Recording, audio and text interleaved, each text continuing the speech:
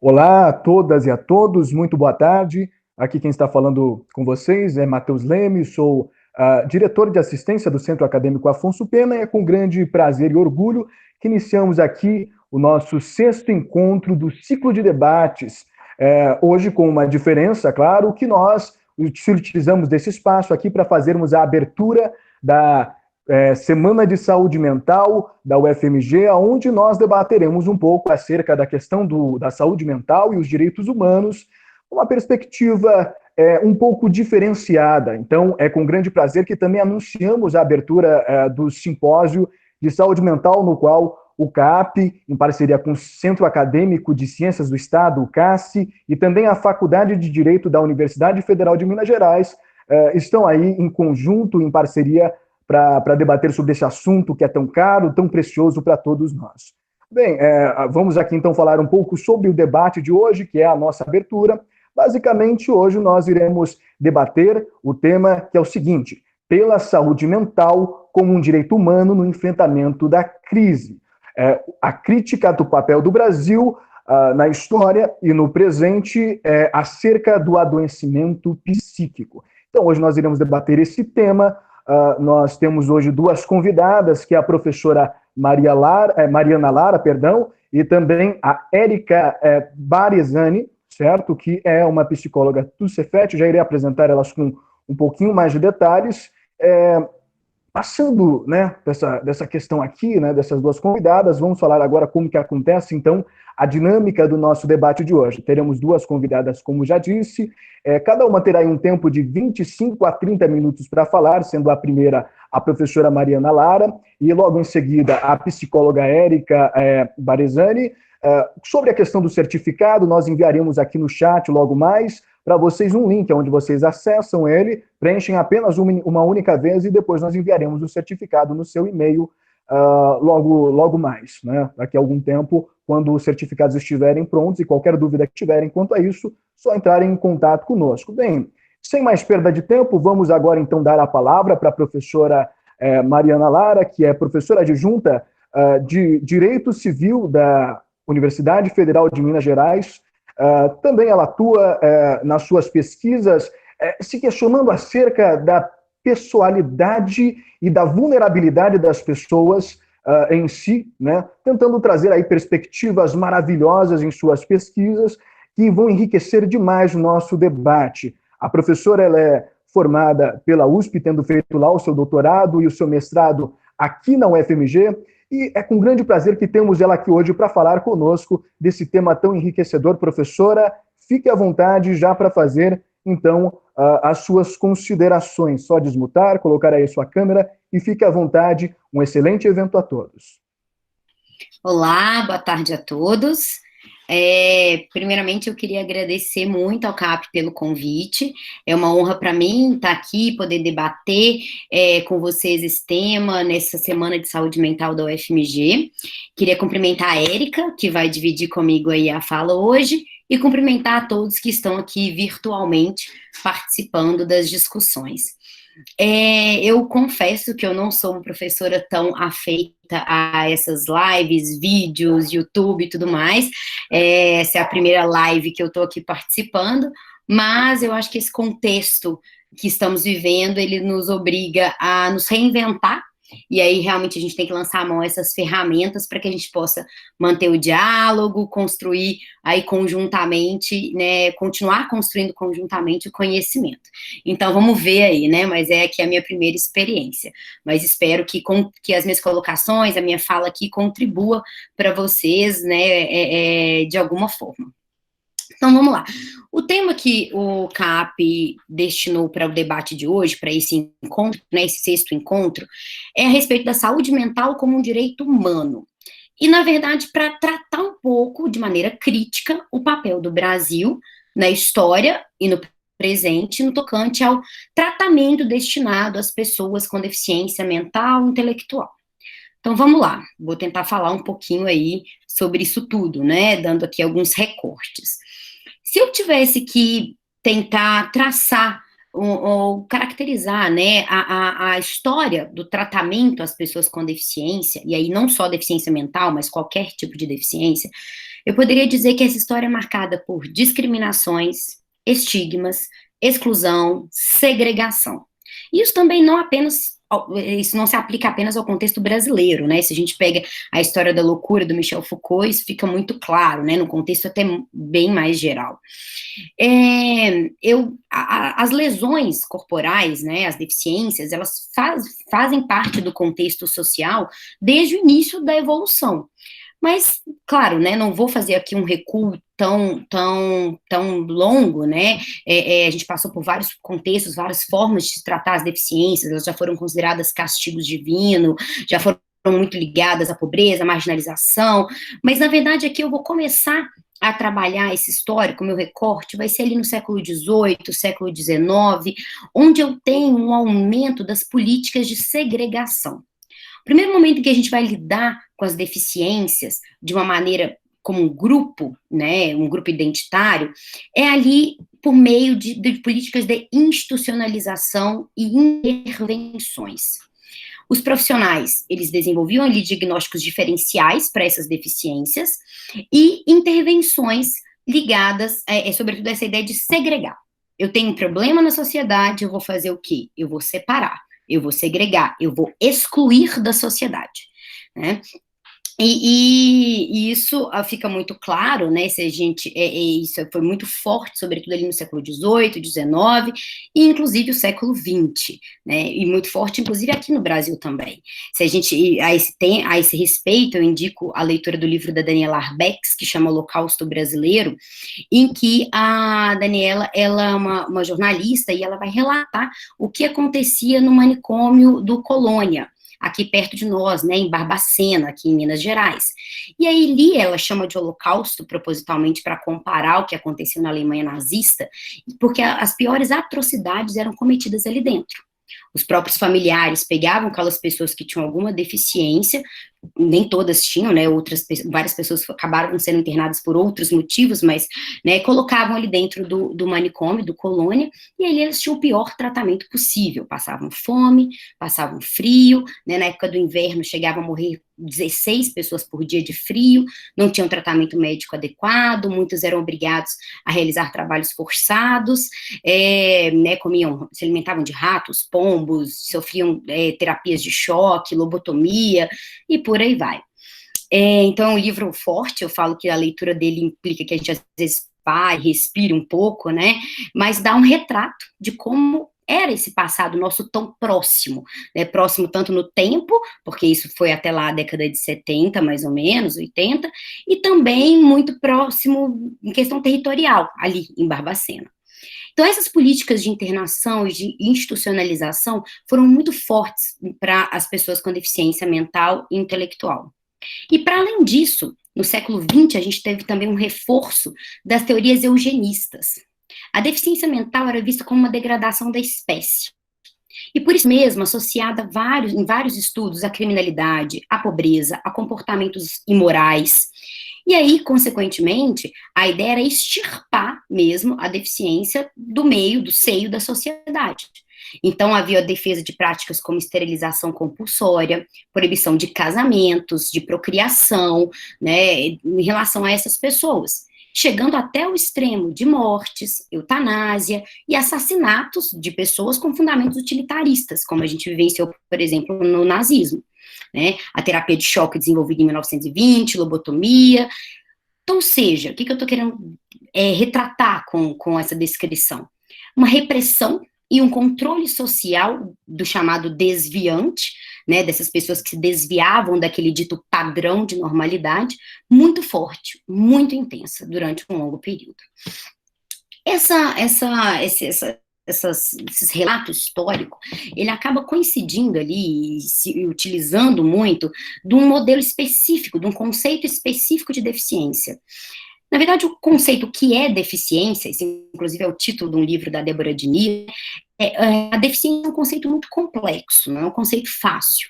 E a gente passou por transformações a respeito de como definir a deficiência. E aí um modelo que a gente teve, né, que a gente vivenciou, foi chamado modelo médico de deficiência. O que é isso? Dentro desse modelo, a deficiência ela é identificada com causas biológicas, ou seja, a gente tem ali uma relação causal entre doença e deficiência.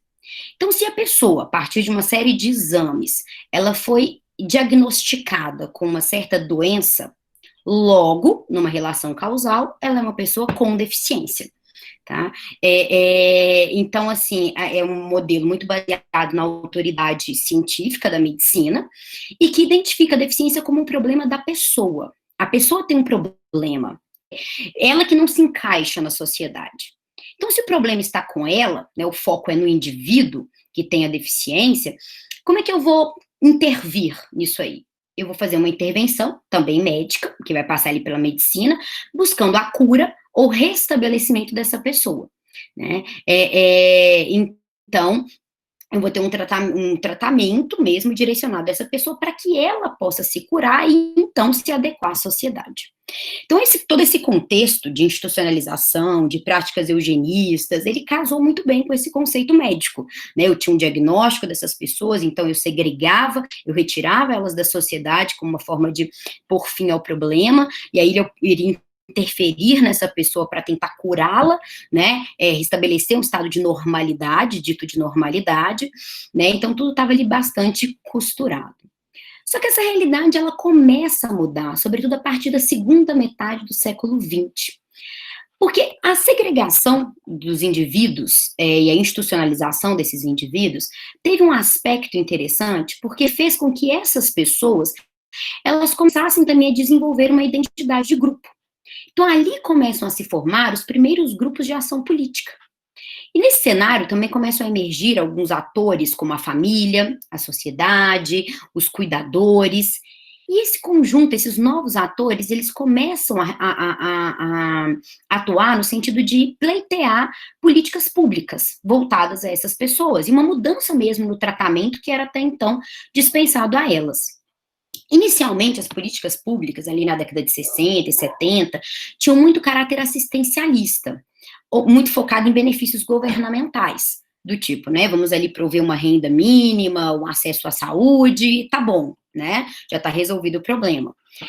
Mas aí, com o passar do tempo, as pessoas começaram a reivindicar também autonomia, começaram a reivindicar serem sujeitos da sua própria vida. Isso coincide ali com o movimento de luta antimanicomial, com a necessidade do fim das institucionalizações. E aí tudo isso começa a fazer, né, a construir, leva, na verdade, a um segundo modelo de deficiência, que é um modelo que a gente chama de um modelo social de deficiência. O que seria isso? A deficiência, ela não é um problema do indivíduo. Na verdade, ela é um problema criado pela sociedade. Ela é uma questão, né, é a sociedade que coloca barreiras e que impede que essa pessoa possa interagir em condições de igualdade com as demais pessoas. Então, a deficiência não é um atributo do indivíduo, mas é um conjunto complexo de condições que muitas vezes são criadas pelo ambiente social. E isso muda também a resposta que se dá à deficiência.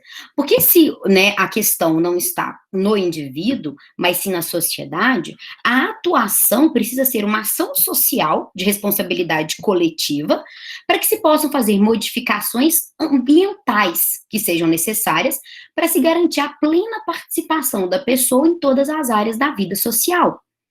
Então, sob esse modelo, a deficiência passa a ser uma questão política. Né? Então, nesse modelo social, a deficiência ela é tratada muito sobre um prisma de discriminação contra as minorias, em que, na verdade, o que eu tenho ali, né, quando há uma deficiência, é uma variação dentro da normalidade humana, dentro de um espectro de razoabilidade, né? Então, a deficiência faz parte da experiência humana. Né? Esse modelo ele foi muito importante para a luta política por emancipação, o desenvolvimento desse modelo. Contudo, ele também sofreu críticas. Críticas em que sentido? Muitas pessoas começaram a dizer, olha, ainda que a gente pense numa sociedade ideal, completamente adaptada, alguns tipos de deficiência ainda vão persistir. Ou seja, algumas pessoas, por mais que a gente possa pensar em adaptações, né, em eliminação de barreiras, essas pessoas elas ainda não vão conseguir ter uma vida completamente independente, produtiva, por exemplo, no caso de deficiências mentais mais severas. Né? Essas pessoas, ainda que a gente pense na eliminação de barreiras, elas não vão conseguir, né, ter uma vida, enfim, independente, produtiva. Então, as críticas a esse modelo social, puramente social, levou à construção de um outro modelo, que é o que a gente tem hoje como mais assentado.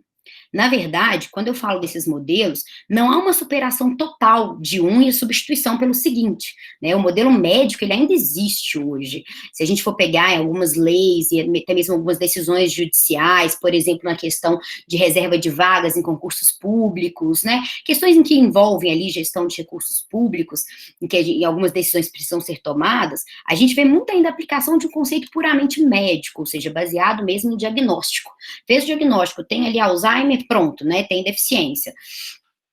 A gente vê muito ainda essa utilização, mas na verdade hoje o que se tem por mais assentado, né, o que deveria ser utilizado é o chamado modelo biopsicossocial, que é um modelo que foi utilizado pela OMS, pela Organização Mundial da Saúde, em 2001, na Classificação Internacional de Funcionalidade, Incapacidade e Saúde, a CIF, CIF, que é um documento da OMS, né, que busca ali tratar a questão da deficiência, mas focada numa questão de funcionalidades.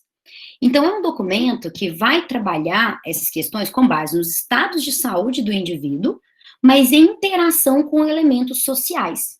Então, nesse documento, a ideia é que a incapacidade, ela é resultado da interação entre um estado de saúde do indivíduo, do sujeito, e fatores contextuais, fatores ambientais, fatores sociais.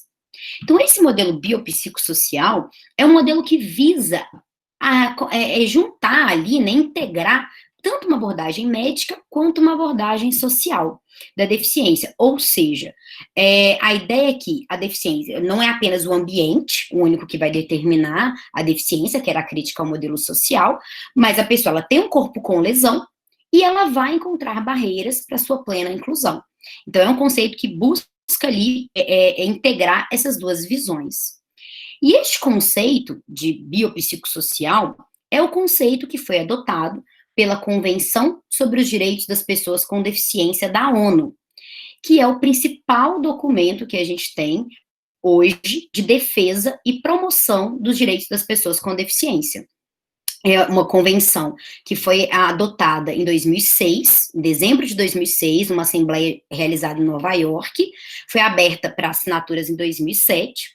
O Brasil, ele ratificou esse documento, e não só ratificou, como ele aprovou esse documento com status de emenda à Constituição, adotando aquele procedimento previsto no artigo 5º da Constituição, né, parágrafo 3º, ele adotou esse procedimento, aprovou no Congresso Nacional com status de emenda à Constituição. E essa convenção, ela se insere no que a gente poderia colocar como uma segunda fase de evolução dos direitos humanos. Uma primeira fase, a Flávia Piovesan, ela vai colocar, que é uma fase caracterizada por uma tônica de proteção geral, genérica e abstrata, sob o lema de uma igualdade formal e de proibição à discriminação. Então, nessa primeira fase, foram criados alguns documentos internacionais, algumas convenções, como a própria Declaração Universal dos Direitos Humanos, documentos que buscavam ali proteger a generalidade das pessoas. Todo mundo, todos são iguais, todos têm direito à liberdade, à igualdade. Só que depois percebeu-se que apenas essa proteção genérica não era suficiente. Que, na verdade, os contextos fáticos, eles são muito distintos. Nem todo mundo tem as mesmas condições. Então, é necessário que se tenha uma proteção também específica.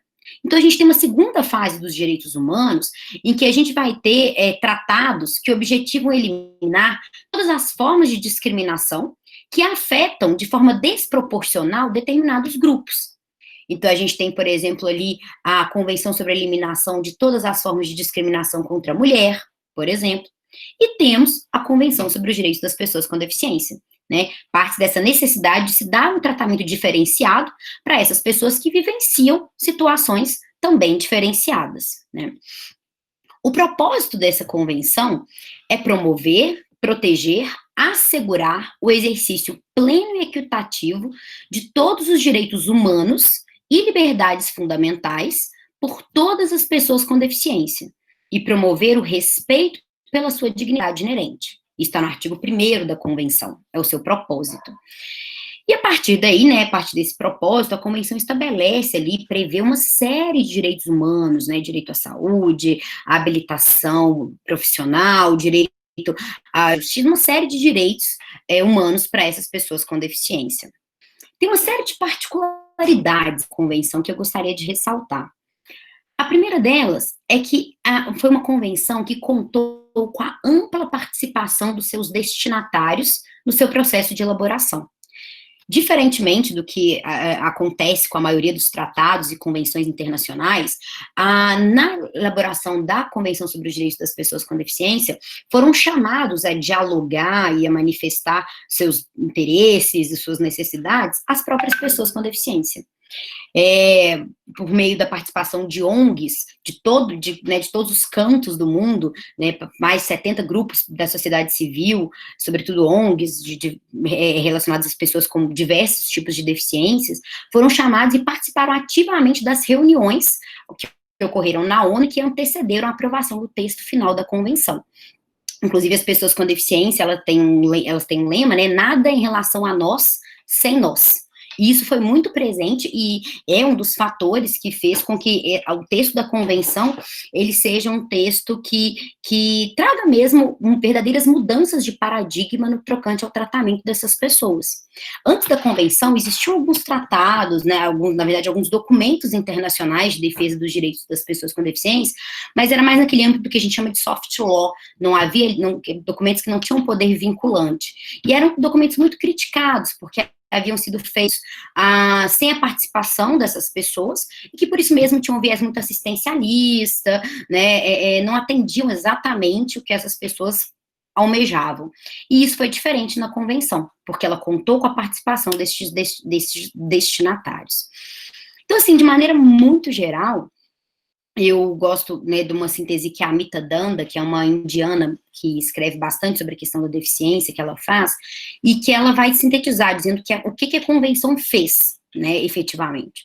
E ela fala, no primeiro ponto, que ela empreendeu uma mudança da assistência para os direitos, né, daquele caráter meramente assistencialista, para um viés agora de se garantir direitos, efetivamente, para as pessoas com deficiência. No segundo ponto, a convenção introduziu o idioma da igualdade. E aqui, não apenas uma igualdade sob um viés formal, que eu quero dizer com isso. Não é apenas aquela igualdade, todos são iguais perante a lei, mas é uma igualdade no sentido material. O que é igualdade material? É uma igualdade que busca ser real. Porque se os contextos são díspares, são discrepantes, se eu simplesmente falo que todos são iguais perante a lei, eu tendo a acentuar essas desigualdades, a favorecer aqueles que já estão numa posição, naturalmente, né, uma posição mais forte. Então, uma igualdade material é aquela que vai tentar intervir efetivamente na realidade, para dar mais condições para quem está numa posição inferior, para que ele possa, então, efetivamente se igualar. Aquela velha máxima aristotélica, né, de tratar desigualmente os desiguais na medida de sua desigualdade. É mais ou menos isso. Além disso, né, segundo a Amita Dhanda, a convenção tornou a deficiência uma parte da experiência humana. Não é mais aquela ideia do que é normal, do que é anormal, mas é simplesmente algo ali, né, como todos nós somos diferentes, né, faz parte da experiência humana. E, além disso, reconheceu a autonomia com apoio das pessoas com deficiência. É muito forte no texto da convenção a ideia da autonomia.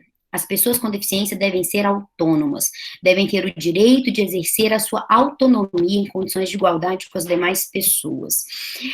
Agora, né, sobretudo, né, no campo do direito civil, a gente vê isso, né, muito fortemente, porque as pessoas com deficiência mental, intelectual, normalmente elas passam ali por um processo de interdição, e ao fim do qual elas são colocadas sob curatela, ou seja, nomeado um curador, que é o seu representante, e que vai ter poder ali de atuar em nome e no interesse do curatelado.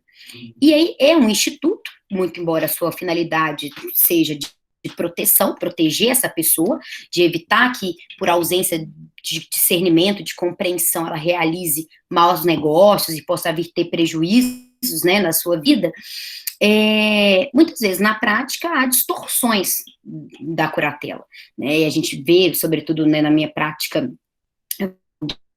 durante muito tempo nessa área, a gente via muito curatelas que quase sempre eram totais, ou seja, pessoas que ainda tinham condições de manifestar alguma vontade consciente, elas acabavam ficando totalmente impossibilitadas de exercer os atos da vida civil, era nomeado um terceiro que iria decidir tudo no seu nome, no seu interesse, essas pessoas sequer vinham a ser consultadas sobre o que elas realmente queriam ou não queriam, sua vontade era sumariamente desconsiderada, então era um instituto que muitas vezes, né, na prática, acabava sendo perverso mesmo, cruel com essas pessoas, alijando-as do processo decisório sobre questões que diziam respeito à sua vida, né? Então, assim, a gente vê que, contrariamente a essa tendência, a convenção enfatizou muito a questão da autonomia. Só que a convenção não fechou os olhos ao fato de que nem sempre nem todas as pessoas conseguem exercer a sua autonomia de maneira plena, vamos colocar assim, né? E, por isso mesmo, ela enfatizou uma autonomia, ela reconheceu uma autonomia com apoio. Ela vai dizer, olha, se a pessoa, por algum motivo, não consegue ser totalmente autônoma, ela vai contar com ajuda, com auxílio, com apoio para o exercício da sua autonomia. Esse apoio, ele é pensado num sentido muito amplo, né? Pode ser um apoio para ter informações de uma forma mais acessível, para daí poder tomar a decisão, pode ser um apoio para comunicar a decisão, aí pessoas que eventualmente têm alguma dificuldade de comunicação, então esse apoio pode vir de variadas formas, a convenção não limitou isso, mas ela tem muito esse...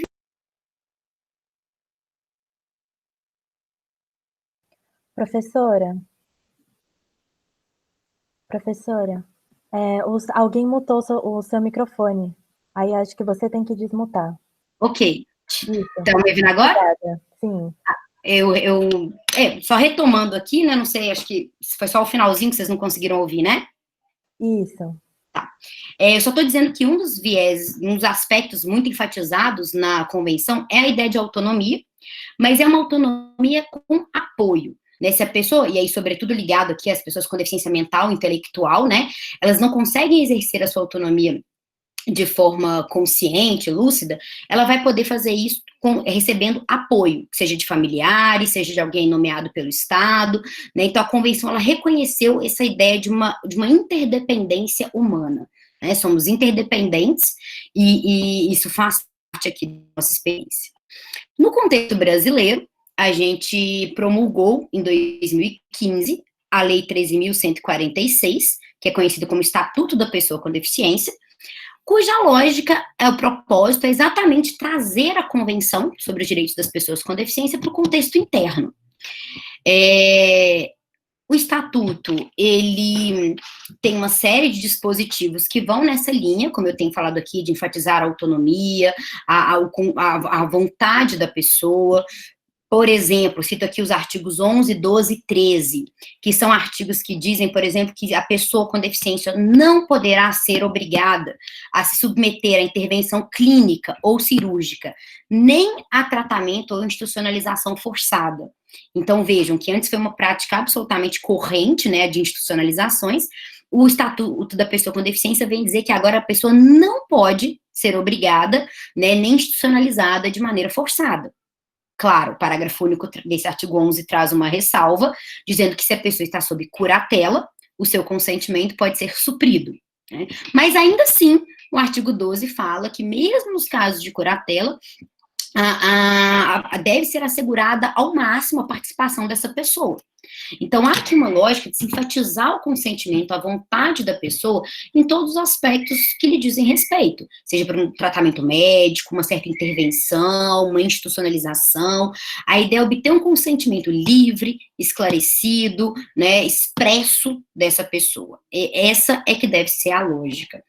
Então, o Estatuto, ele veio, né, ali, ele traz uma série de dispositivos que merecem aplausos, né, que enfatizam essa autonomia da pessoa, que, por por exemplo, permitem o casamento de pessoas com deficiência mental, intelectual. Antes, o Código Civil, ele dizia que esse casamento poderia ser anulado por erro contra a pessoa, quando se descobria essa deficiência após o casamento. Agora, né, com as mudanças empreendidas pelo Estatuto, né, a gente chama de EPD, isso não é mais possível. Criou um novo instituto, tomada de decisão apoiada, não tem como falar com mais detalhes, eu tenho algumas críticas quanto a esse instituto, mas é um instituto que busca dar o apoio para que a própria pessoa possa decidir sobre as questões que lhe digam respeito, né, então tem uma série de dispositivos que são bem interessantes. Mas eu ainda tenho muitas críticas a algumas mudanças que foram feitas pelo Estatuto. Sendo bem sincero, por mais que a Convenção sobre os Direitos das Pessoas com Deficiência tenha trazido uma série de dispositivos, né, seja o principal instrumento de defesa dos direitos dessas pessoas, é o primeiro Tratado de Direitos Humanos do milênio, e tenha toda essa relevância, ela não despertou muito interesse, pelo menos falando aqui por parte dos civilistas, né? A questão, ela se tornou muito mais debatida e discutida quando veio o Estatuto da Pessoa com Deficiência, porque ele alterou, sobretudo, a teoria das incapacidades de fato, né? Aqui focando numa área que, inclusive, é o que foi da minha tese, que é a área que eu tenho trabalhado mais, né? Porque ele passou a considerar as pessoas com deficiência mental e intelectual, ainda que com sério comprometimento do discernimento, como pessoas plenamente capazes. Isso, por um lado, pode ser interessante, porque a ideia é afastar daquele passado que a gente tinha de considerar todos incapazes, como eu disse, de nomear um curador que substituiria em tudo a pessoa curatelada. Então, foi uma tentativa de romper com esse passado ali tão incapacitante, vamos colocar assim. Só que, por outro lado, adotou um modelo muito capacitista. Agora todos são capazes. Então, a gente continua trabalhando com dois modelos tudo ou nada, né? Ou se era sempre incapaz, ou agora é sempre capaz. E, na verdade, esses modelos extremistas, eles acabam não atendendo. Porque não dá para a gente fechar os olhos ao fato de que há pessoas que têm graves e sérios comprometimentos nas suas funcionalidades, na sua capacidade de entender, de manifestar uma vontade consciente, que são pessoas que precisam de proteção, sob pena de terem sérios prejuízos à sua vida pessoal, patrimonial, né? Eu costumo dizer que eu tenho, quando eu trabalho com isso no campo de tomada de decisões, eu tenho dois valores, né? Autonomia e proteção, que estão como extremos daquelas gangorras, né, de parque. Então, quando a pessoa ela não tem muita condição, quanto menor é a sua capacidade de exercer sua autonomia, maior deve ser a proteção que ela recebe. Em contrapartida, quanto maior a sua capacidade de ser autônomo, menor deve ser a sua necessidade de proteção. Se eu protejo demais uma pessoa que não precisa disso, que tem condições de manifestar sua vontade, eu vou ter um panorama de sujeição, de tirania. Mas se eu também protejo de menos alguém que precisa, eu vou estar abandonando essa pessoa à própria sorte. E não vou estar efetivando ali a chamada igualdade material. Eu não vou estar dando um tratamento diferenciado para essas pessoas, para que elas, de fato, possam estar no patamar de igualdade com as demais pessoas. Então, assim, o que eu queria resumir, né, aqui, porque meu tempo já esgotou aqui, é que dentro desse tema que me foi dado, né, a experiência do Brasil no tratamento da questão, eu acho que a gente continua ainda errando, sabe, em vários aspectos. É claro que a gente evoluiu muito, não tem como negar, nós saímos de um contexto totalmente prejudicial de institucionalização, de práticas eugenistas, de modelo incapacitante, segregacionista, extremamente excludente. Então, com muita luta, uma história aqui de muita luta, de muita busca por emancipação, por direitos, que a gente tem vários atores aqui, a gente chegou num contexto em que a gente já evoluiu bastante, só que a gente ainda tem muito ainda para evoluir. No campo do direito civil, a gente ainda tem que trabalhar muito a questão da curatela, a questão de como fazer, né, de como garantir a autonomia dessas pessoas, mas sem se descuidar do vetor da proteção. Então, a gente ainda tem que trabalhar muito essas questões, porque da forma como o Estatuto está hoje, nesse ponto específico da curatela, da incapacidade, a gente não tem tido problemas para para aplicá-lo na prática, né? O que a gente tem visto é que muitas decisões judiciais desconsideram as mudanças e acabam tratando a questão como era tratado anteriormente, e sem considerar os méritos que as mudanças trouxeram. Então, a gente ainda precisa discutir, debater e aprimorar esse modelo para chegar em modelos que sejam realmente adaptados a cada caso concreto e resguardem a autonomia das pessoas, mas sem se descuidar da ideia da proteção. E temos que mudar muito ainda a nossa realidade, né, o nosso contexto, ainda há muita discriminação, ainda há muito, né, a gente tem tentado modificar isso com as políticas de cotas, por exemplo, nas universidades, como o FMG adotou, né, cotas para as pessoas com deficiência, e tantas outras políticas, a gente tem tentado mudar, mas ainda há muito para ser modificado, né, a gente tem lá a política para garantir cotas, tanto em concursos públicos, quanto em empresas privadas, para as pessoas com deficiência, mas isso nem sempre é cumprido, as empresas tentam se esquivar a todo momento dessa obrigação, e às vezes elas preferem pagar a multa do que contratar, então a gente ainda tem um cenário de exclusão, né, de discriminação. Isso eu falo em relação a todas as deficiências, mas em relação às deficiências mentais e intelectuais, isso é ainda mais acentuado, tá? Então eu acho que a gente ainda tem muito para melhorar, né? A gente tem que aprender com os erros do passado para tentar mudar o nosso presente e construir um futuro cada vez mais inclusivo, que seja de fato inclusivo. E aí, por isso, a importância desse evento, da Semana de Saúde Mental da UFMG, desses debates, dessas discussões, para que a gente possa realmente encontrar os melhores caminhos para mudar realmente a realidade, ok? Obrigada aí, vou aguardar aqui as perguntas, o debate, os questionamentos.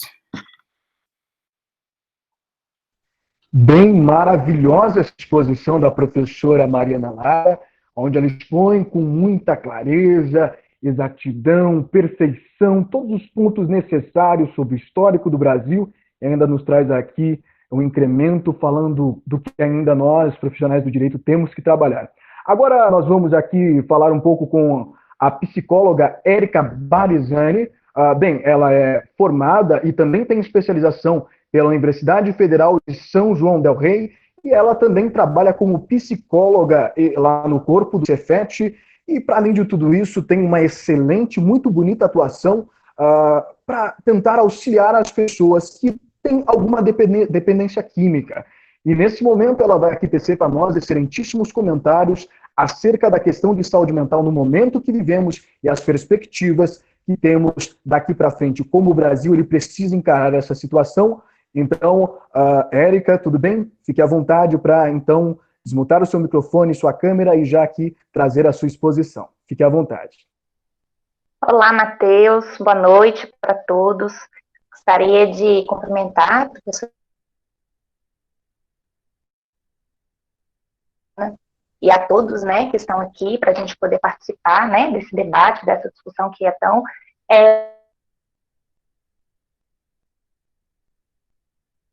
de uma live, assim, eu nunca, até como psicóloga, a gente gosta desse contato humano, né, dessa questão, mas como ela mesmo disse, a gente tem que se reinventar.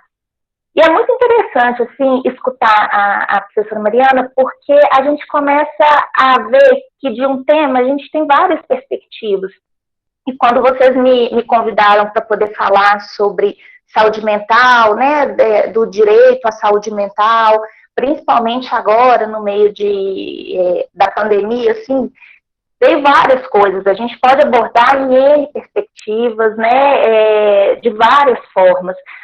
E eu escolhi uma que eu acho que talvez é que está mais pegando hoje em dia. Eu vou tentar fazer alguns recortes para ficar um pouco mais organizado o pensamento. Depois, se vocês tiverem dúvida, é só ir perguntando. Quando a gente pensa em saúde mental, culturalmente, a gente tem a tendência a pensar logo em um adoecimento mental. Ou a gente pensa em pessoas, né, que são hospitalizadas, né, nos antigos manicômios, hospitais psiquiátricos, ou atualmente a gente pensa algumas outras patologias, como depressão, ansiedade. Só que a gente precisa entender a saúde mental de um conceito um pouco mais amplo. a nossa saúde mental, ela está ligado não só a uma ausência de doença mental. Nós, seres humanos, assim, a gente tem sentimentos, a gente tem alegrias, tristezas, angústias, e a gente tem uma ideia um pouco errada que ter saúde mental, a gente vê um pouco no mundo de Poliana, né? Não, eu tô sempre bem, tô sempre alegre, né? Tá tudo tranquilo, e não é bem assim. Na verdade, ter saúde mental é a gente conseguir lidar com todos esses sentimentos naturais e próprios de ser humano, né? A raiva, a frustração, a tristeza. E o que vai dizer da nossa saúde mental não é a presença ou a ausência desses sentimentos, que a gente considera ruim. Na verdade, o que vai dizer da nossa saúde mental é a forma, a nossa habilidade de lidar com todos os sentimentos, inclusive com sentimentos como alegria. Tem pessoas que não se permitem ficar alegres. Quando ficam alegres, elas se sentem culpadas. Parece meio doido isso, assim, mas é verdade, né? Então, é isso que vai dizer de uma saúde mental. E, hoje em dia, quando a gente fala de saúde mental, esse tema, principalmente com a pandemia, isso está vindo de uma forma, assim...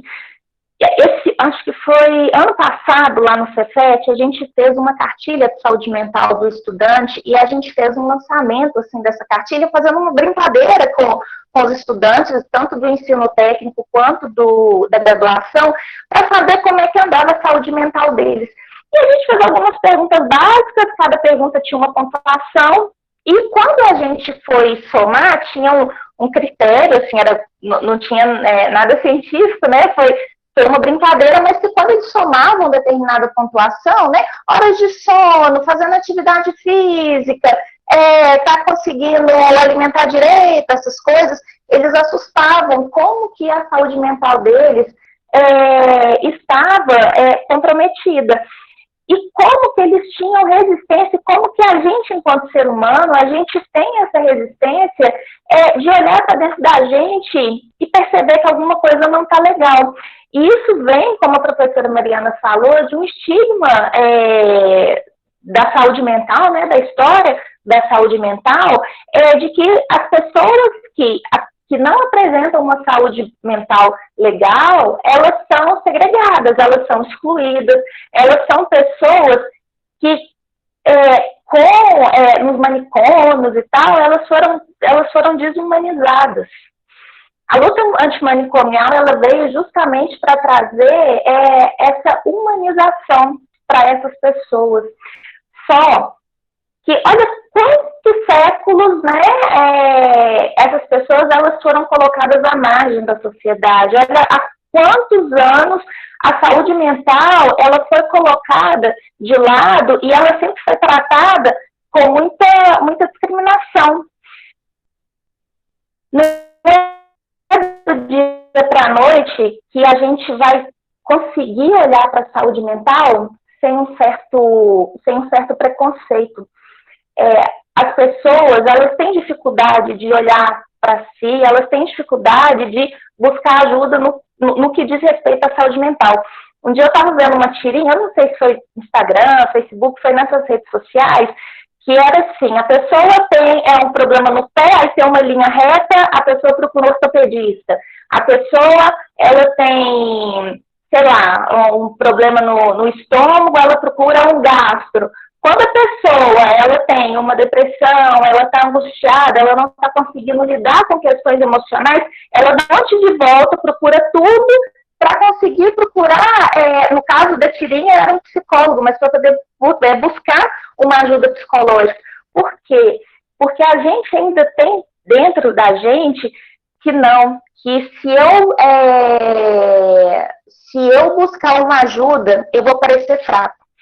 E aí a gente entra com um contexto cultural também, que Bauman fala muito isso, né, do amor líquido, assim, que a gente vive numa sociedade que a pós-contemporaneidade, que a gente não precisa no ET, a gente precisa parecer ter. E com as redes sociais, as pessoas, elas têm que estar sempre bem, sempre rindo, passeando, elas têm que estar sempre assim. E faz a gente se sentir pior, como se a gente fosse a única pessoa que não conseguisse lidar com isso. né, conseguisse ser assim. Então, eu tô lá numa foto do Instagram, eu tô ótima, tô bem, tô rindo, tô saindo com os meus amigos, mas quando você vai olhar mais de perto, a pessoa não tá legal. Então, quase que não se é permitido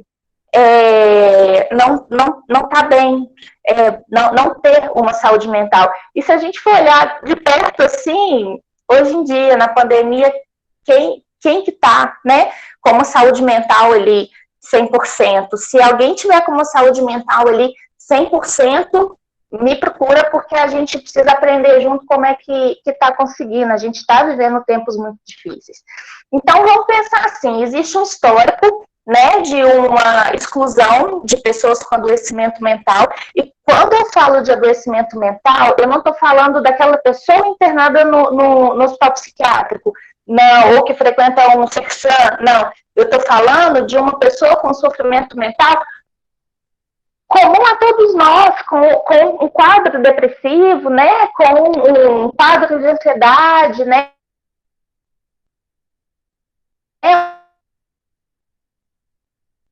e não está entendendo que ela está passando por um transtorno ali que tem tratamento. Quando a gente olha isso, mas que até antes da pandemia a gente conseguia dar uma disfarçada, porque a gente saía, a gente conseguia fugir um pouco daquilo, né? Eu tô ali triste, angustiado, tô precisando de ajuda, não, mas ali sim, semana eu consigo sair, eu tenho meus amigos da faculdade, eu tenho um convite social. Quando chega a pandemia, que nos força a ter um isolamento social, a coisa pega. Por quê? Porque eu não tenho mais fuga. E assim, o viés que eu quero trazer um pouco hoje para a discussão, quando a gente fala de saúde mental como direito, vem um pouco da saúde mental olhando para dentro da gente. O isolamento social, ele força a gente a olhar para aquilo que é nosso. E para as nossas sombras, que eu costumo falar. Todo mundo é feito de luz, todo mundo é feito de sombra. E o que é saúde mental? Saúde mental é quando a gente consegue olhar a nossa luz e olhar a nossa sombra e aceitá-las. Ok, somos humanos, somos feitos de luz, somos feitos de sombra, digamos assim, né? Todo mundo tem as próprias sombras. Quando vem, só que a gente vai recusando, porque olhar para a sombra não é legal, né? Quem que vai querer olhar para a sombra, cutucar ali, né, pôr o dedo na ferida? Ninguém, é uma questão de defesa do ser humano, né? Isso é uma questão de sobrevivência, isso vem lá, né, dos tempos primitivos. Então, quando o isolamento vem e nos obriga a olhar para as nossas sombras, seja aquelas sombras psíquicas que estão aqui dentro da gente, seja as sombras reais, uma convivência na família, e até agressões, né? O número de agressões com as mulheres, com as crianças, elas têm aumentado consideravelmente. E não precisa ir longe, assim. Eu já escutei vizinho meu batendo na mulher que a gente teve que chamar a polícia, né? Assim, coisa que eu nunca tinha escutado aqui. Então, a gente começa a perceber isso perto da gente. Então, a gente começa a ter que conviver com aquele familiar que a gente conseguia fugir dele, a gente é obrigada a estar ali, porque a gente não pode sair, está todo mundo junto, ou senão a pessoa ela é obrigada a sair, mas ela precisa, né, conviver de uma outra forma, a gente olha para as nossas sombras. E aí, acontece que aquilo que a gente conseguia esconder, ou aquilo que a gente conseguia fugir, a gente não consegue mais tanto. E a pandemia vai trazer um agravo desse sofrimento mental. E é interessante, assim, porque esse tema de saúde mental, lá no Cefet, a gente já tem trabalhado isso há muito tempo, da importância da gente cuidar da nossa saúde mental, e eu percebo, né, que de uns anos para cá isso vem se tornando foco de várias discussões, mas na pandemia, a própria ONU, acho que no dia 13 de maio, sim, ela divulgou um documento de orientações, né, da importância da gente olhar para a saúde mental, ela ser uma das respostas governamentais à pandemia. Então, ela também, a saúde mental também é uma coisa que está sendo super afetada e que a gente tem preconceito. E esse é o grande problema. A gente olha para alguém que está com algum problema ali, algum quadro depressivo, alguma coisa, a gente já fica aí, ele já não é tão confiável, não é assim. A gente tem um preconceito com o outro e um preconceito com a gente mesmo, quando é a gente que está vivendo. Só que quando a gente vira e fala, não, fulano, eu tô passando por isso, o outro vira e fala, nossa, eu também. E a gente vai ver a quantidade de pessoas que tá precisando de ajuda, que tá precisando restabelecer a saúde mental, mas que não procura ajuda por causa de um preconceito. Eu já conversei com algumas pessoas que era um pensamento, às vezes, que era dela e ela achava que era de uma outra pessoa. Não, como que a pessoa vai me ver sabendo que eu fui procurar um psicólogo, sabendo que eu precisei de um acompanhamento psiquiátrico?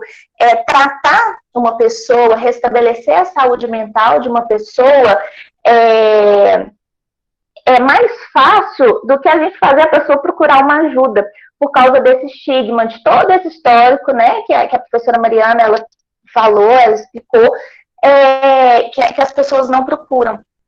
E aí eu pergunto assim, por que quando a gente está com algum problema em qualquer parte do corpo, assim, a gente quer emagrecer, a gente procura um nutricionista, a gente está com um problema na tireoide, a gente vai no endócrino. Por que quando a gente está com a saúde mental precisando, né, de ser tratada, por que a gente também não vai buscar um psiquiatra, a gente não vai buscar um psicólogo? E a gente vê a depressão, assim, já tem estudos falando antes da pandemia que a depressão já ia ser a doença mais incapacitante, né, dos novos tempos, assim. Com a chegada dessa pandemia, aumentou muito mais. A procura de pessoas por ajuda tem aumentado, né, e a necessidade dessas pessoas também receber ajuda, elas têm aumentado. Em contrapartida, a gente nunca viu também tantas opções para poder cuidar da saúde mental. E quando a gente fala em cuidar da saúde mental, quando a gente fala nesse cuidado que a gente precisa ter, a gente precisa entender que saúde mental, ela envolve todo um contexto da pessoa.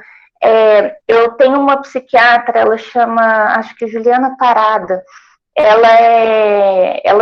ela trabalha assim com mulheres que acabaram de dar à luz, né, com psiquiatria perinatal, e uma vez ela postou uma foto no Instagram de um prato de almoço dela, um prato super bonito, aqueles pratos super saudáveis, né, que muita gente sonha em comer, mas no dia a dia não é nada daquilo que a gente come, e ela falando assim, a legenda da foto era: saúde mental começa por aqui. E é verdade, a nossa saúde mental, ela começa por uma mudança de comportamentos. Mas a primeira mudança de comportamento, a gente precisa ter dentro da gente, que é humanizar o nosso sofrimento.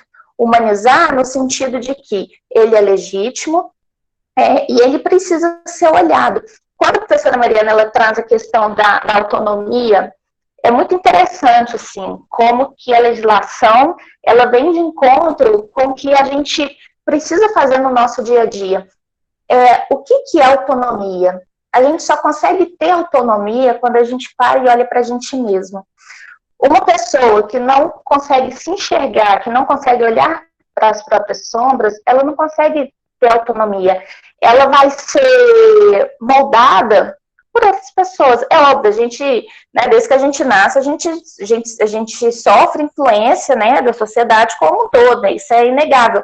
Mas a autonomia é a principal ferramenta que a gente tem para a gente poder ter uma saúde mental bacana e a gente conseguir passar por todas essas variáveis, né, que estar vivo, né, que viver, ela traz para a gente.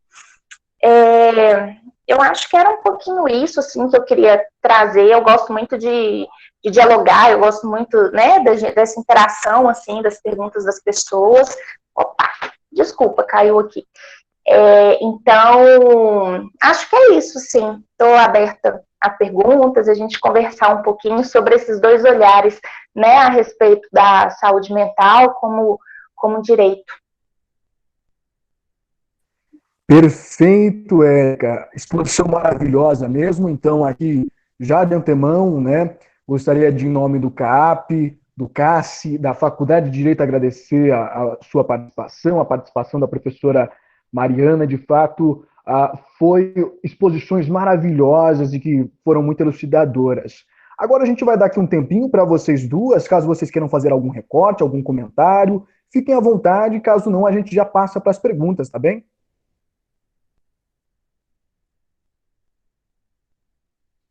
Eu acho que, Érica, parabéns pela exposição, gostei muito da abordagem, como você mesma começou dizendo, né, a gente tem várias perspectivas para trabalhar o mesmo assunto, né, cada uma enfocando aqui essa área de atuação.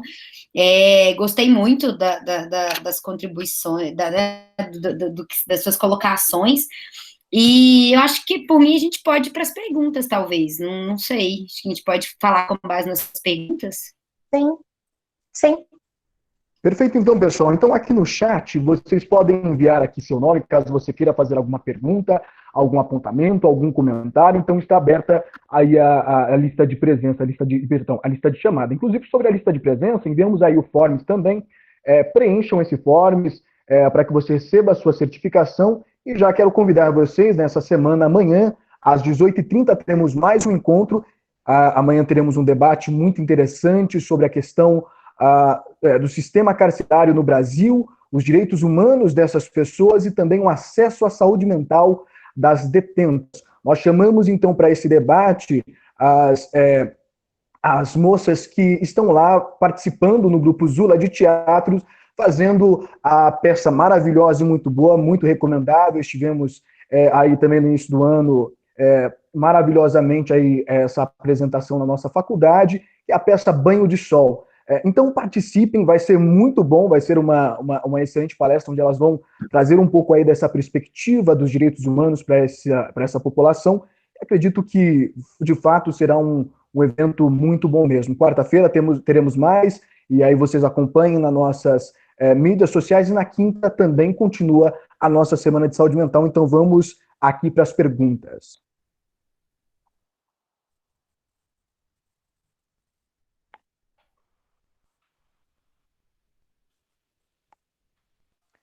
Bem, ainda não temos nenhuma pessoa inscrita. Então, professoras, eu gostaria de perguntar, já que o tema, né, desse evento que nós estamos fazendo é saúde mental como um direito humano, isso pressupõe uma certa universalização desse direito, né? Nós, pelo menos enquanto centros acadêmicos, CASSE e CAP, queremos sustentar uma bandeira firme de que todos deveriam ter acesso à saúde mental. O que vocês pensam sobre essa universalização do acesso a esse direito, que nós acreditamos ser um direito que deve ser prezado? Tanto esse, quanto também o da inclusão. Fiquem à vontade para comentar.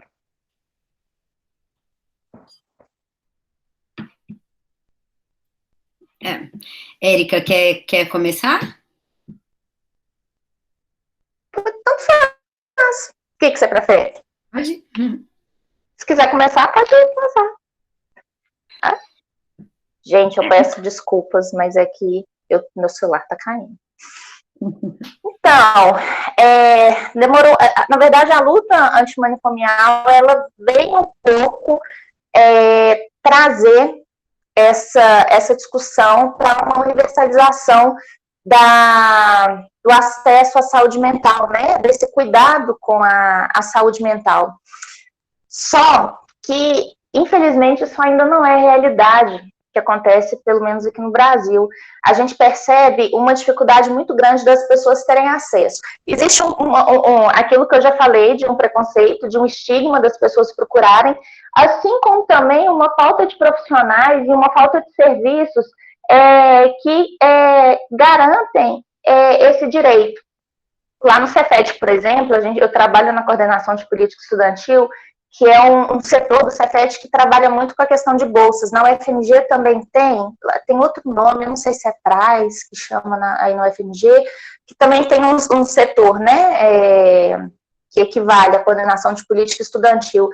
E muitas vezes, assim, eu preciso fazer encaminhamentos para acompanhamento psiquiátrico, acompanhamento psicológico, a gente não consegue pelo SUS. As pessoas acompanhamento psicológico e psiquiátrico quando não é pelo SUS, quando é particular, são caros, as pessoas elas não têm essa condição de buscar, e quando a gente encaminha para o SUS, a gente não tem profissionais, assim, acontece, às vezes, a pessoa ela tem atendimento psicológico uma vez por mês, sendo que tem casos que a gente identifica pelo menos 2 vezes por semana, pessoas, né, com ideias suicidas ou num quadro de ansiedade muito grande, assim, a gente precisa ir fazendo algumas conversas, né, no centro de saúde, a gente precisa ir articulando, e não existe uma universalidade, assim, de encaminhamento. Isso na legislação, né, na lei ali, isso existe, mas quando a gente vai ver ele na prática, não tem. A gente pode pegar, por exemplo, pessoas de baixa renda, elas não conseguem ter acesso a isso. Até porque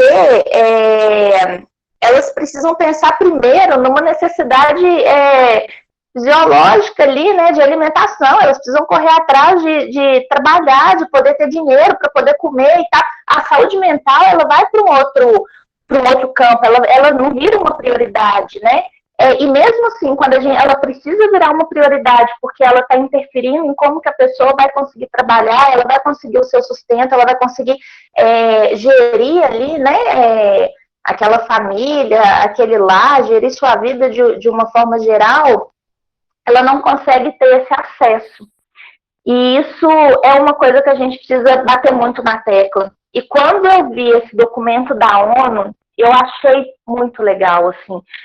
É um documento bem bacana, depois vocês procuram na internet, assim, como que é um documento, assim, que mostra que a saúde mental, ela é tão importante quanto todas as outras respostas que precisam ser dadas na pandemia. Porque não adianta a gente tratar só o físico se a nossa saúde mental ela não está legal.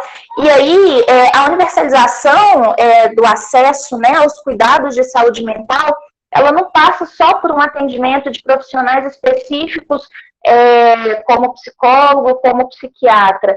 Não, ela precisa perpassar outras áreas. Saúde mental, ela trabalha com todas as áreas, seja numa alimentação legal, seja na possibilidade de fazer uma atividade física, sabe? Seja na possibilidade... Isso vai para uma discussão na necessidade que uma pessoa tem de realmente dormir, mas como que ela dorme? Ela precisa ter 2, 3 empregos para poder sustentar a família, assim... a gente começa, né, pensar nessas coisas e a gente, olha, não existe essa universalização, existe uma necessidade gritante de cuidar da saúde mental, a gente vê pessoas adoecidas e adoecidas seriamente do lado da gente, que a gente às vezes não percebe, né, quando a gente vai conversar que a gente acorda, mas que é uma discussão que ela precisa começar a vir à tona. Eu vou só aqui reiterar, na verdade, o que a Érica colocou, que a questão uma coisa é o que está na lei, outra coisa é o que existe na realidade, né? Aí, se a gente for olhar do ponto de vista legal, tá lá, é um direito, tá na Constituição, então, analisado sob a ótica da Constituição, é um direito fundamental, direito à saúde, tá nas convenções, nos tratados internacionais, então é um direito humano, que deve ser garantido a todas as pessoas, que deve ser universalizado, como o Matheus colocou, e aí vem lá o direito à saúde. O que é saúde, né? Por um conceito da OMS, o direito à saúde é o completo bem-estar físico, mental e social, não apenas a ausência de alguma enfermidade. Então, para a OMS, a saúde é tudo isso, é você estar bem na sua questão física, na sua questão mental, na sua questão social. Então, assim, essa é a saúde que deve ser efetivada a todas as pessoas, como um direito humano, como um direito fundamental. Agora, como fazer isso? Ainda sob o aspecto legal, né, a Convenção sobre os Direitos das Pessoas com Deficiência, no artigo 25, ela vai trazer lá uma série de aspectos, que é o direito à saúde tem que ser garantido, um elevado padrão de qualidade, e deve ser acessível e gratuito para todas as pessoas, para as pessoas com deficiência, né? Então, assim, ele reitera toda essa importância da gratuidade, de ser um serviço acessível, de ter ali, atender os padrões de qualidade, para que a pessoa possa se reabilitar. ali na medida do possível. Então, a gente tem todas essas previsões sob um ponto de vista legal, na Constituição, nas leis infraconstitucionais, nas convenções internacionais. Agora, o problema é como efetivar isso, né? E aí a gente esbarra numa série de problemas da gestão dos recursos públicos, de como isso vai ser viabilizado, porque mesmo para aquela... Isso sem falar, como a Érica enfatizou, a questão do preconceito. Às vezes a pessoa, ela não busca, porque ela tem medo do estigma, ela tem medo do preconceito, ela tem medo da opinião das outras pessoas, ou então ela se bloqueia, ela acha que ela vai conseguir resolver sozinha, que ela vai dar conta e tudo mais, né? Mas a mesma aquela pessoa que às vezes quer ter acesso, não consegue, porque é caro, né? É um tratamento, né? São terapias ali que são caras, então a gente tem todas essas dificuldades. Então, o direito à saúde mental deveria ser, sim, democratizado, mas como infelizmente não são diversos outros direitos, né? Acho que ele entra aqui no bojo de uma série de outros direitos que a gente ainda não consegue efetivar da maneira como deveria. E aí, nesse contexto atual de pandemia, a gente tem só o reforço disso, né?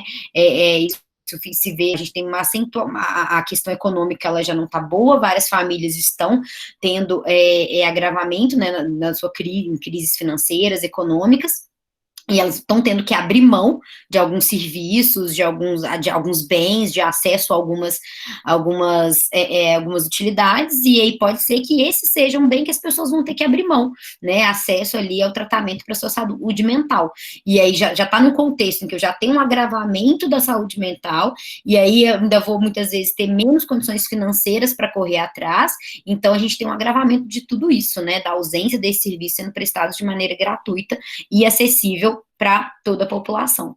Então, de fato, a gente ainda tem que dar bastante esse panorama para a gente conseguir minimamente efetivar esse direito. Bem, professora Mariana, perfeita exposição, também Érica, perfeitíssimo. Temos aqui uma pergunta da Melissa. Melissa, fique à vontade para tecer aí sua pergunta ou comentário. Pessoal, boa noite. Primeiro, eu gostaria de começar parabenizando a professora Mariana e a Érica também pelas exposições brilhantes.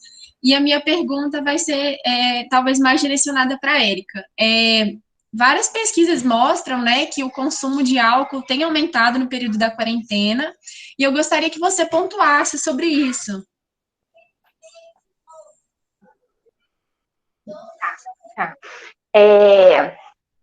O álcool, assim, a droga de forma geral, e aí eu falo de droga como qualquer substância que vai alterar, né, o sistema nervoso, ela sempre foi usada. Só que a finalidade do uso é que vai trazer certos problemas. E de alguns anos para cá, né, a droga ela vem sendo usada como uma forma da pessoa lidar com a realidade. Na verdade, ela não lidar com a realidade. E aí é um problema muito sério, porque a pessoa ela vem com esses sentimentos naturais do ser humano, frustração, raiva, tristeza, né? E aí vem com alguma substância para poder tamponar aquilo, não resolve, aquilo só vai aumentando e vai virando uma bola de neve. O consumo de álcool e tabaco, ele é legalizado e assim, são drogas que as pessoas elas não percebem o mal que faz.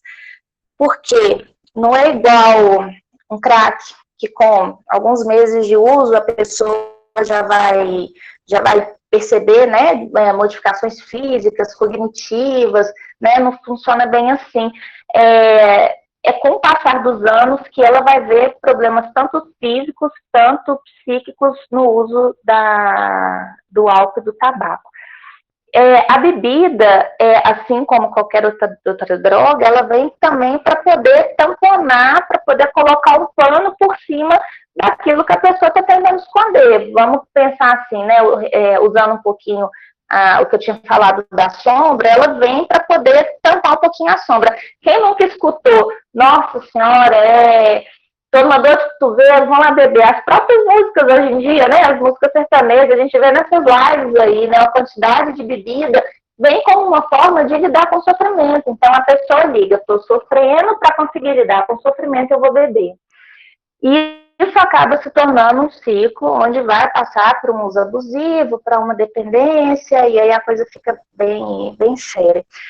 Aí vamos pensar, a gente já vive num contexto social complicado, né, onde a gente não quer olhar para as nossas sombras. Vem a pandemia, onde ela traz incertezas, onde ela traz um isolamento social. Nós somos seres sociais. A gente vive de interação social. A pandemia vem para poder cortar isso, né, de uma forma física, onde a gente precisa se reinventar, a gente precisa pensar outras formas. Vem uma insegurança financeira, emocional, ela vem aumentar sentimentos ou até trazer sentimentos que antes não existiam. Já existe uma cultura ligada à bebida, que vou beber para poder lidar com o sofrimento, para poder lidar com isso, a tendência realmente é aumentar.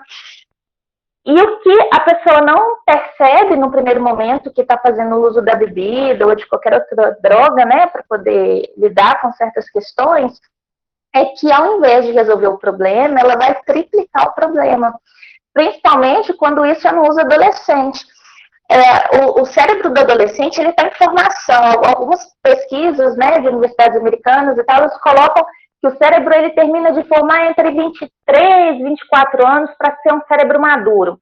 E a última parte do cérebro que amadurece é a parte do cérebro que faz com que a gente aprenda a lidar com as emoções. E a parte que praticamente já nasce pronta é aquela parte do aqui e agora. Eu quero agora, é parte do imediatismo. Então, aquela parte do cérebro que vai frear e falar assim, não, pera lá, eu quero agora, mas não devo, aquela parte da ponderação e tal, ela é a última a ser formada. Se existe um uso de bebida nesse momento, atrapalha na maturação do cérebro e automaticamente a pessoa ela se torna um adulto com sérios problemas em lidar com a emoção. Porque aquilo atrapalhou a bebida, as drogas de forma geral, ela atrapalhou o amadurecimento dessa área. Né? É como se elas fossem ficar adolescentes assim, para a vida toda. E aí, se a gente. O uso da bebida, ela eu tenho um filho de quase 2 anos, assim, quantas vezes eu já escutei, não, quando fizer 18 anos vai poder beber. Como que assim que nasce já vai falando de bebida? Então a bebida ela é inserida na vida da gente muito cedo, né? Não, tá com 13 anos, 12 anos, já pode beber, aí chega para a faculdade, aí vai, enfim, né? Para a vida já vai nisso. Aí tá, a pessoa já tem uma válvula de escape ali que é a bebida. Chega na pandemia, onde ela está tendo que se haver com ela mesma, ela está tendo que se olhar para dentro, né? E que é difícil, porque ela está tendo que lidar com as sombras, está tendo que lidar com as dificuldades que ela conseguia, de certa forma, fugir, saindo de casa. A bebida, ela entra quase como a tampa e a panela para conseguir sobreviver a essa pandemia. Só que o grande desafio é encontrar outras formas de sobreviver, encontrar outras formas de lidar com esses sentimentos, lidar com essas dificuldades, lidar com o nosso eu, sem precisar de um recurso que não vai ajudar em nada. Na verdade, ele ajuda no primeiro momento, né? Não vamos falar que não vai ajudar no primeiro momento, esquece, mas que depois vai trazer consequências piores, porque a pessoa não vai aprender a lidar com aquilo. Então, não vai amadurecer.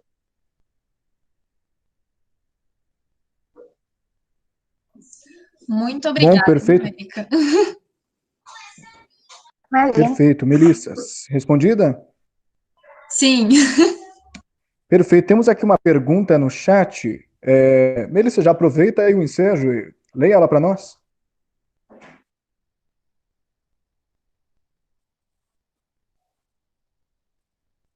Pergunta direcionada para a Érica.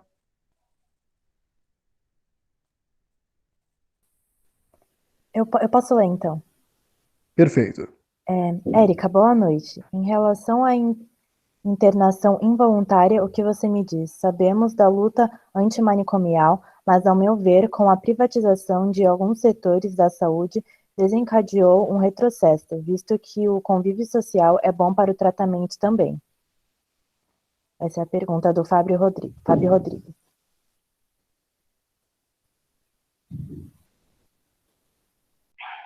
existe uma diferença, o que as pessoas confundem. Internação involuntária, ela não significa tratamento.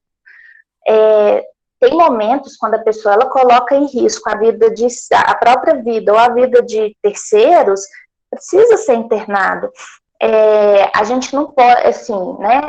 E aí eu falo tanto com sofrimentos mentais clássicos, esquizofrenia, né? O que vem assim na história, tanto no que diz respeito à dependência química. Na dependência química, a discussão é um pouquinho diferente, assim, mas vamos tentar unificar para ficar mais fácil. Quando a pessoa coloca em risco a sua vida e a vida de terceiros, ela precisa sim ser internada, ela não está conseguindo responder por ela mesma. Só que isso não quer dizer que vai haver um tratamento. O tratamento, ele só existe a partir de um desejo, a partir de uma vontade e a partir de uma criação de autonomia. Essa é a grande diferença. E às vezes as pessoas confundem. E muitas vezes as pessoas viram e falam assim, fulano de tal, ela não tem capacidade de decidir, já não sabe mais nada. Tem, às vezes a gente só não quer aceitar o que ela decidiu, principalmente quando é familiar, né? Quando é alguém próximo, onde a gente tem um vínculo afetivo, assim. Agora, a professora Mariana, ela pode falar isso de uma forma melhor, assim, fazer uma internação involuntária, quando ela não é tão simples assim, pelo menos quando você vai na Defensoria Pública, uma série de laudos médicos, assim, né? Não é simplesmente chegar e internar, existe toda uma avaliação jurídica ali, acho que ela pode falar um pouquinho melhor disso, não é tão simples. É claro que a gente vive numa sociedade que quando a pessoa tem condição financeira, algumas coisas elas acontecem. Por exemplo, a internação voluntária, existem clínicas particulares que você paga e interna a pessoa, mas aí a gente entra numa discussão, será que esse é o caminho? Será que é por aí? Quando que a internação involuntária, de fato, ela precisa, ou quando é simplesmente para poder tirar um peso, assim. Com a luta antimanicomial, alguns anos atrás, eu tenho uma amiga que ela trabalhou, né, na prefeitura de Belo Horizonte, retirando as pessoas dos hospitais psiquiátricos e levando para lares, assim. E ela fala de como que as pessoas eram tratadas como pessoas que não têm vontade. É simplesmente um corpo humano ali. E quando ela dava voz à vontade dessa pessoa, como que isso mudava? Igual foi perguntado, né? Somos seres sociais, então a vida em sociedade ela é de suma importância para o nosso tratamento, para a nossa reabilitação, seja ele em que aspecto for. A gente não dá para poder usar a internação voluntária como uma forma de se ver livre do problema, não. Ele faz parte, talvez, de um início de um tratamento ou de casos pontuais, específicos e muito bem avaliados. Eu só complementando, né, no contexto que a gente tinha antes da luta antimanicomial, em que as internações eram a regra, como eu comentei, né, aí sim, a gente pegava qualquer pessoa sem consentimento, trancava lá dentro dos hospícios, dos manicômios, e era isso aí, a pessoa lá era esquecida lá. Muitas vezes ela tinha alterações no seu quadro clínico, até mesmo com momentos de cura, remissão da doença, e lá eram esquecidas. A Daniela Arbex, no livro dela, ela fala que o trem, sabe aquela expressão mineira, trem de doido? É uma expressão que tem origem no manicômio de Barbacena, porque a linha de trem chegava em Barbacena, e tinha os dias da semana que o trem chegava lá cheio de doido, né? Pessoas que eram recolhidas nas cidades do interior de Minas, eram colocadas no trem e levadas para lá. E pessoas que muitas vezes eram pessoas completamente capazes de manifestar uma vontade, uma autonomia. Tem relatos de pessoas que foram colocadas lá porque eram tímidas demais, ou porque tinham questões ligadas ao alcoolismo, ou depressão. né, ou até mesmo pessoas que eram um problema para a sociedade de alguma forma, né, tem casos de marido que colocou a esposa lá porque descobriu o amante, ou enfim, né, e uma vez lá a pessoa era literalmente esquecida e até mesmo depois, nem mesmo era lembrada após a morte, os cadáveres eram vendidos para as faculdades de medicina. Então, assim, isso é um passado recente, como eu disse, nosso, mas hoje a lógica é outra, né? Como eu coloquei, as internações, hoje o paradigma que a gente tem é totalmente contrário às internações compulsórias, né? As buscas sempre que a pessoa ela consinta com a sua internação, com o seu tratamento numa instituição específica.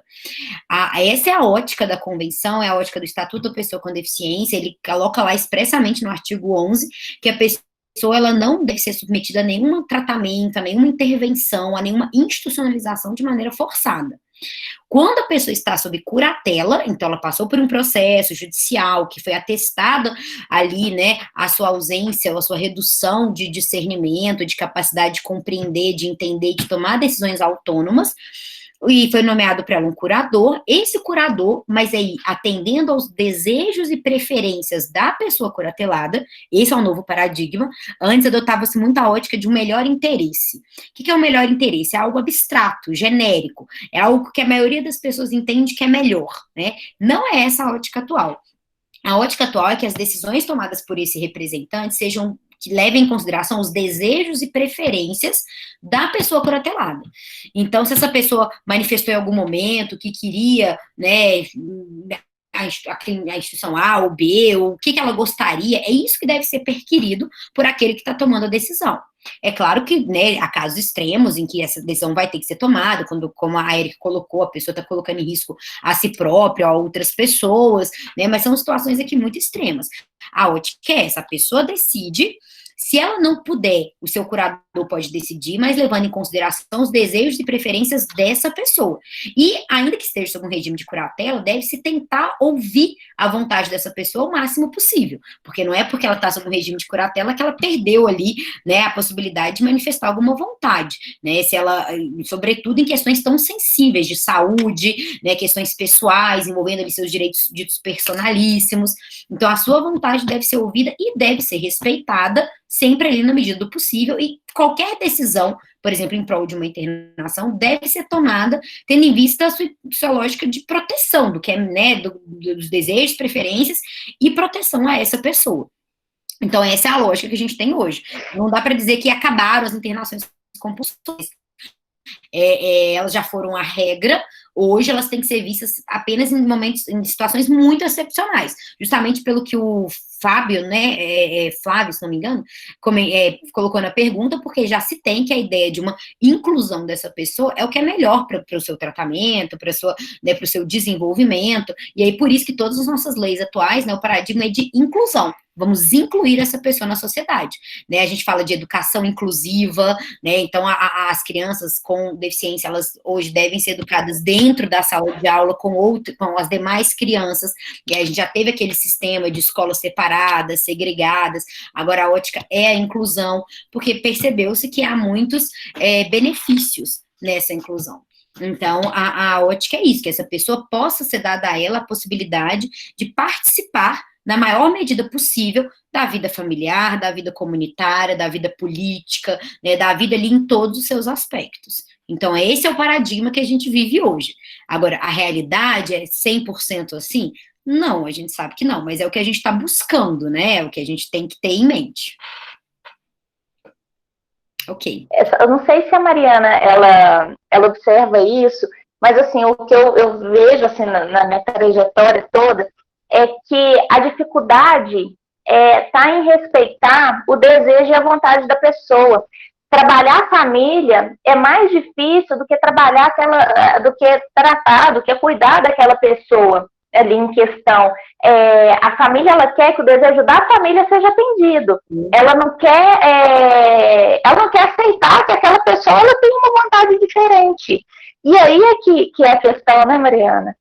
Exato, é muito engraçado, assim, né? Interessante observar isso que a Eric colocou. Advogando, os familiares chegavam lá, muitas vezes só os familiares, pedindo ali, não, eu quero interditar o meu pai, minha mãe, né? Aí eu começava a conversar, o que ele tem? Não, tem Alzheimer e não sei o quê. Aí eu falei, mas e essa pessoa, né? Onde que ela tá? O que ela tá achando disso? Você já conversou com ela, já explicou, ela sabe o que é isso, ela tá aceitando? Não, mas né, às vezes até se assustam, mas ela tem que aceitar. Não, não é que ela tem que aceitar, mas a gente tem que. Ela tem que participar desse diálogo, né?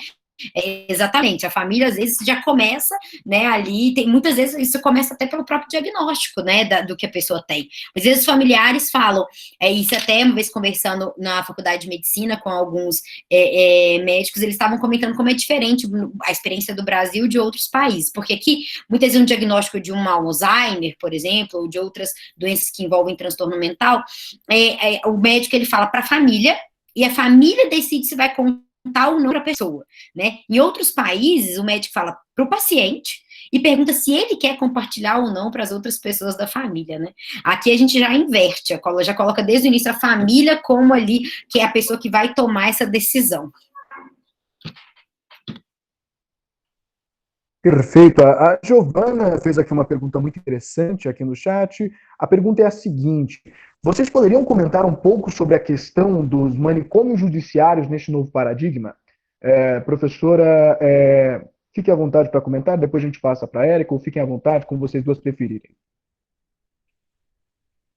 A questão, assim, eu acho que existe ela quis se referir aqui às medidas de segurança, né? Acredito eu.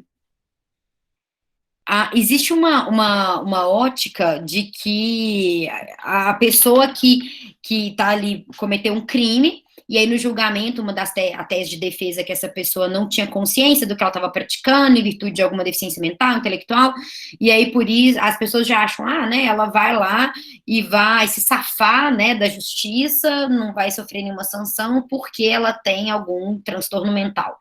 A gente viu isso muito claro recentemente com o Adélio Bispo, né, acusado de ter dado a facada no presidente, à época candidato, né, mas essa tática de defesa, eu falo, gente, olha, isso é uma má compreensão, porque a pessoa que recebe ali uma medida de segurança, ela vai ficar, né, numa instituição, ela vai sofrer uma sanção, e que muitas vezes é pior do que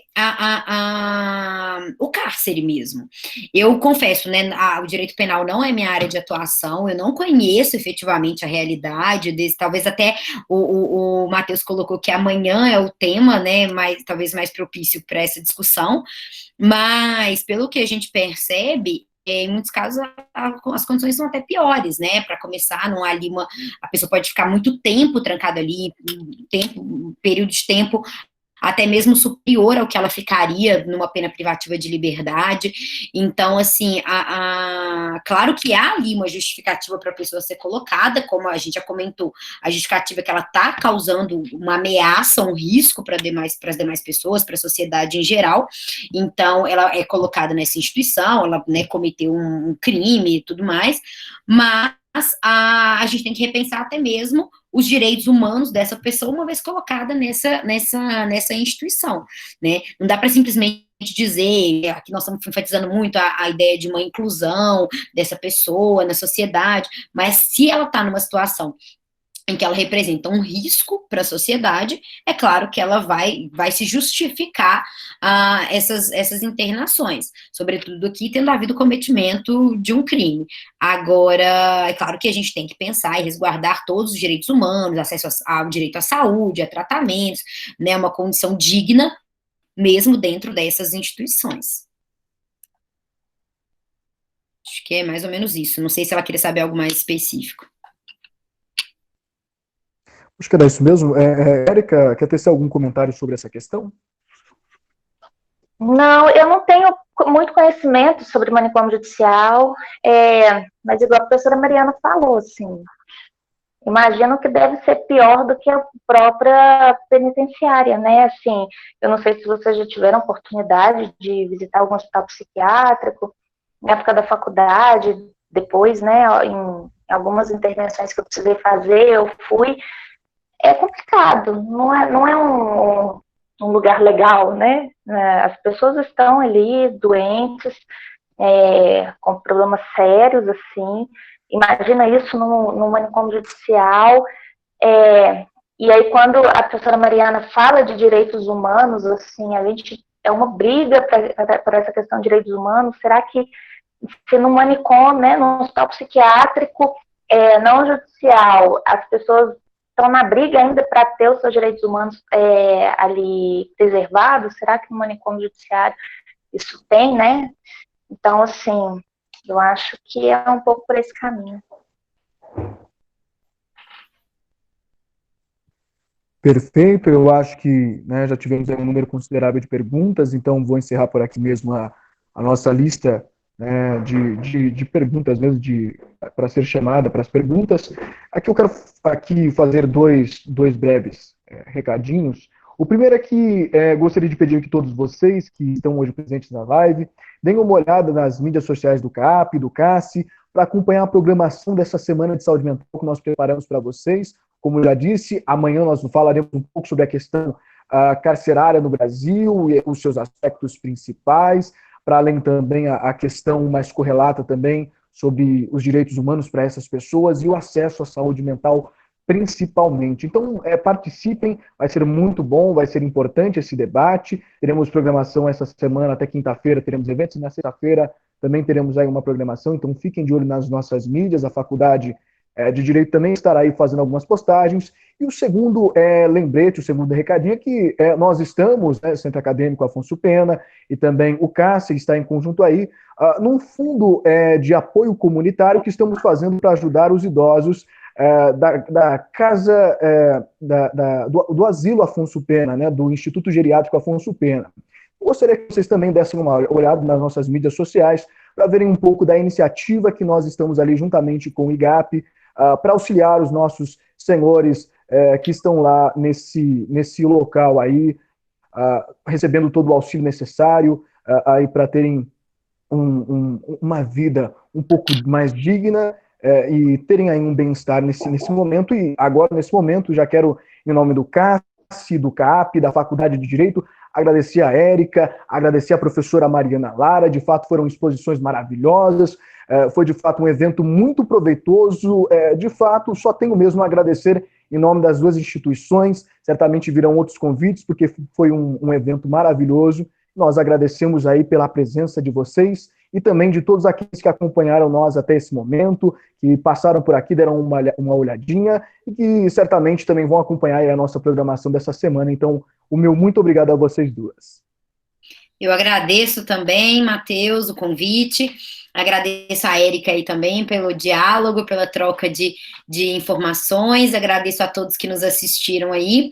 E continuo à disposição do CAP, aos demais aí, para, né, se quiserem mandar perguntas para o meu e-mail e tudo, continuo à disposição, ok? Acho que é um tema que a gente ainda tem que discutir bastante para tentar encontrar caminhos.